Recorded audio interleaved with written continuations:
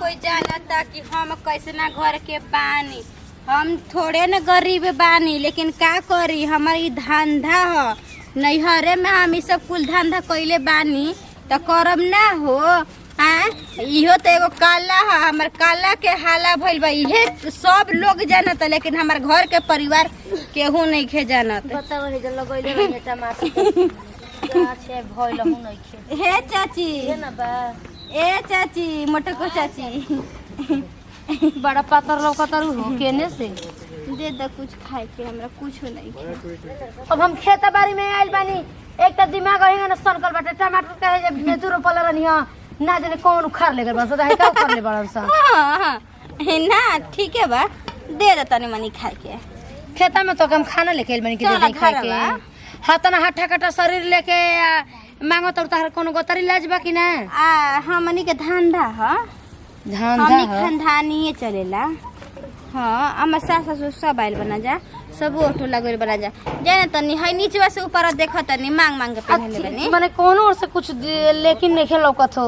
अब भातारा का करेला तहार? भातरा हमार खाली पतरा देखेला, लेकिन पैसा तो मिलते होई। पागल बा ओइसे ही तनका। हम ही घर में सही खेत घूमे अभी तो जान। अच्छा चलो चली, चलो चलो देबो करी। आई वो जो मेरा लेकिन कि दिमाग के तनी थू भी कुछ कह चाची, नीक लागत तड़ू तू।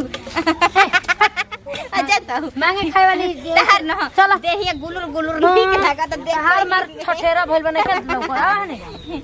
बाप रे बाप, लागत ये मलदार बिया। अब जातनी एकरा से आराम से कैसे पोला पोला के ठगे, अब रोवे लागो। हाँ, नाटक करम तबे दिहसन, ना तो ऐसे करम तो ना दिहसन, कोई ना निमना में देवेला सन। अब पागल कर। हे चाची बताओ ना, कहत नहीं मम्मी जी से कि मिक्सर कीन दीजिए तो ऊ बूढ़ी के सिलवट्टी पर के घिसल मसाला चाहिए। कहत अड़ी कि कोई स्वादे मर जाला।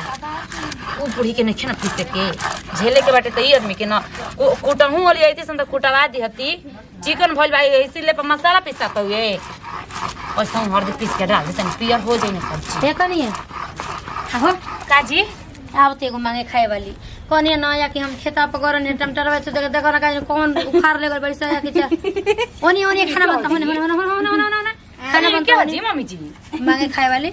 ई कौन मांगे खाए वाली जी होय तन दे धाजा लेके दा भाई भीखी दे दा द ये कहीं दे खातिर जमा धमा निमन हाथ गोड़ पहिले बा मुस्टंडा मतिन देन ले ले बाड़ू मुसर मत लेके आ जगन ओहंगन निकल जी चुप रह करवा आ दे दिया ना अरे दुआर पर ज्यादा पागल बौरा बिया आखिर मर्दा ना पागल बेजी केने से पागल उठला ले पिन दिल अकुल लगा के पागल बिई कोई नहीं होटल वाला तब दूर है चला दूर है काहे कौन जाते बिरादर हुआ है आके देख उन्हें भगा दे आवो तनी हम गोर ने खेत में चाची ए चाची ए जा का करत हो चाची आई हमर चाची है बगल वाला घर के चाची है। ए जा का करत रही?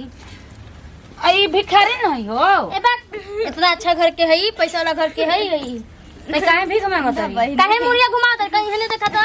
अन्ना भगलू लाज नहीं खेला गत मांगे खाए के एगो धारा अपना ले ले जा चाची देखो हो का लाज शरम ना लागेला ई छोटे बाल बच्चे बने हमार ना इनके लगे खूब पैसा भा ना भगलवा हम ना चिने, हम एकरे के ना चिने तनी त काहे हमर से मुंह घुमा तो के चिनिया से हम मार लगा हम तारे के चिना तनी चल निकल पैर जल्दी चिन्हत नहीं कि हम अब ना हम ध्यान देतनी कि तार चाची हिया हैं हम ना नहीं जिगवा के ना नहीं पति के का नाम और पति के नाम रवि ना हां रवीना मर के नाम हमर ना पति के नाम रवीना टंटन नाम है। रवीना टंडन लड़की है तोर पति ए आंटी जी चाची जी मान जाएंगे हम देखतनी हम देखतनी कि ना ठीक ना चल चल निकल ना बिया जी मंगनी बिया ई अरे जब गाँव घर के बिया तई मंगनी है तू क्या ना तनी है देखी कोनो सामान ना या के कोई ले ओकर ना लाठी से हमर निकल सुना ना एने तक है निया कहता ना हम तारा के माने नीमन समझत रहनी हां आई आखी के सोझा बाल्टी उठावत रही ए चाची झोला में बाल्टी बैठे रहते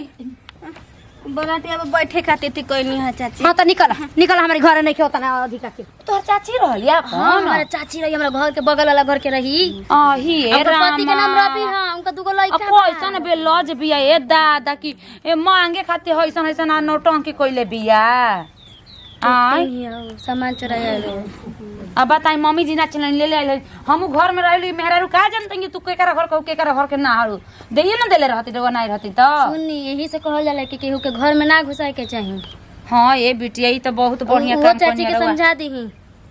हां भाग होइसन ऐसन मेहरारू गांव घर में हो जैसन त गांव में बताओ हमरा तो कुछ बुझाते नहीं है कन्हैया के सामने हम कौना मुंह देखाई रानी जाके हो लइकिया नु कह देलस हिया आए जवन है प्रतिभा के साथे पढ़े आवत रहलिए तो उहे न देख लेलस हिया कहते कि या हई त गौवा के चाची नु हई रानी ना आई तब तो हाथ मारिए देती नया बोलटी लेकिन हम कौना मुंह से हम जाइए दादा हमरे इतना रवाई छोड़ो तक का बतलावेला आई भगवान हमें डरो लगा था नहीं एकदम कांपे लगा था तुम डर के मारी ए कनिया कनिया कहाँ बड़ू हो हाँ दीदी हाँ कहाँ बाऊ आ गई नी कमाई करके नाम ना सवा देनी ना है माने के हाथ ना बढ़िया घर में रह के और नहीं के हम नूने रोटी खाए लेकिन अपना घर हमारे के सब फोन करके बता दिल वैसा नहीं है बुची ना कनिया जाना तड़ू हमरा कुकुर लखे दे लागल है ना यही के वजह से चुप रही तू कितना झूठ बोलम का जी दीदी रौरा के लाज शर्म नहीं के तनिको अरे ना रही हम कपार थोड़ फोड़म ना रही तो हम जितना रही उतने ना चल पसारा में का जरूरी बड़ी हमरा मंगला खैला के बताओ कनिया मांगे में का बुराई बा आए देखिए दीदी ऐसा काम मत करम भले हम जौने दिन तवने में हम खुश रहम